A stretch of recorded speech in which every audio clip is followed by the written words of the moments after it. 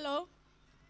જળ ખરા જાડી કરી, જળ ખરા જાડી કરી, મરજીવ્યા ફેરવાઈ નામો, એના તળિયા તો તપાસીને જો, તને કંગાળ લાગશે.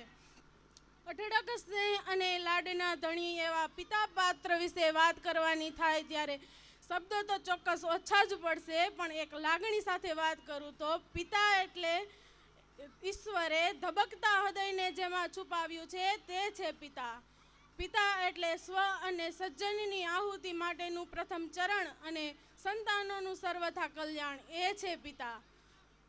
પિતા એટલે એક પુત્રીની નજરે જોતા, પિતા એટલે અઢળક સ્નેહ અને લાગણીના ભાગરૂપે ખૂબ જ સરસ મજાનું પાત્ર.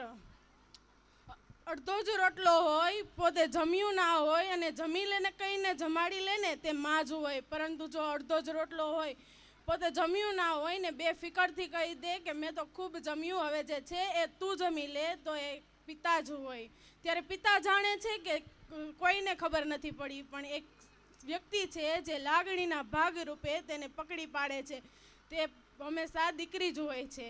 એક વખત એક નાવ છે એ દરિયામાં જઈ રહી હોય છે, ત્યારે અચાનકથી એક તુફાન આવે છે અને એ તુફાનમાં નાવ ડગવા લાગે છે. ત્યારે બધા જ મુસાફરો હોય એ ડરતા હોય છે. જ્યારે એક દીકરી હોય છે કે જે નિડરતાથી બેઠી હોય છે, ત્યારે દીકરીને પૂછવામાં આવે કે તને તું કેમ ડરતી નથી? ત્યારે તે દીકરી ખૂબ સરસ મજાનો જવાબ આપે છે કે મને જો નાવ હકાવનાર નાવિક જો મારા પિતા હોય તો મને ડર શાનો? જો નાવ હકાવનાર નાવિક મારા પિતા હોય તો મને ડર શાનો?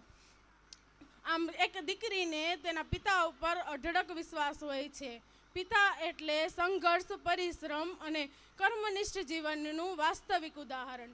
પિતા એટલે સંઘર્ષ, પરિશ્રમ અને કર્મનિષ્ઠ જીવનનું વાસ્તવિક ઉદાહરણ, જે જન્મથી લઈને અત્યાર સુધી જાગતા રહેતા દિવસ સમાન છે. જે જન્મથી અત્યાર સુધી જાગતા રહેતા દિવસ સમાન છે. આપણે પિતાને પ્રેમ આપવો એ એક પરમેશ્વરને પ્રેમ આપ્યા સમાન છે. પિતાને પ્રેમ આપવો એ એક પરમેશ્વરને પ્રેમ આપ્યા સમાન છે. હા, એ વાત ચોક્કસ કે આપણે મોટા થતાં પિતાને પ્રેમ આપતા ભૂલી જઈએ છીએ, અને પિતાને આપણે આપણી બધી જ વાતોની યાદ હોય છે, જ્યારે આપણને પિતાની અમુક વાતો જ યાદ હોય છે. અને આપણે પિતાને ક્યારેય ભૂલી ન જવા જોઈએ. ઘણો માતા પાસે ગૌરવ છે તો પિતા પાસે સમય છે. માતા પાસે ગૌરવ છે તો પિતા પાસે સમય છે. 3 ટાઈમના ભોજન માં બનાવે છે, જ્યારે જીવનભરના ભોજનની વ્યવસ્થા તો એક પિતા જ કરે છે. જ્યારે જીવનભરના ભોજનની વ્યવસ્થા એક પિતા જ કરે છે. પિતા એટલે એક એવું પાત્ર કે જે અડધા જ રોટલાની જ્યારે આપણને જાણ થવા દેતા નથી. હું મારા પિતા વિશે એક કડી કહેવા માગું છું. જ્યાં હશે ત્યાં સાંભળશે એવી મને ઈચ્છા છે, એટલે હું એક કડી કહીશ. કાન તરસ્યા તમારા વાલને સાંભળવા, કાન તરસ્યા તમારા વાલને સાંભળવા, પણ પપ્પા તમે કેમ કંઈ આવતા નથી. હોઠ તરસ્યા તમને વ્યથા કહેવા માટે, પણ પપ્પા તમે કેમ કંઈ સાંભળતા નથી. જ્યારે આંખ રડી છે તમને ગોતતા, પણ પપ્પા તમે કેમ ક્યાંય દેખાતા નથી. આંખ તરસે છે તમને જોવા માટે, પણ પપ્પા તમે કેમ ક્યાંય દેખાતા નથી.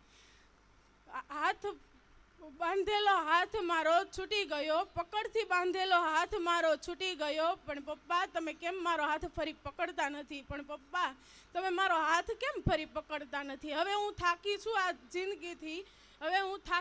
આ જિંદગીથી, એકલી પપ્પા વિનાની જિંદગીથી, પણ પપ્પા તમે કેમ મારી જોડે ક્યાંય આવતા નથી. પણ પપ્પા તમે કેમ મારી જોડે ક્યાંય આવતા નથી. અસ્તુ.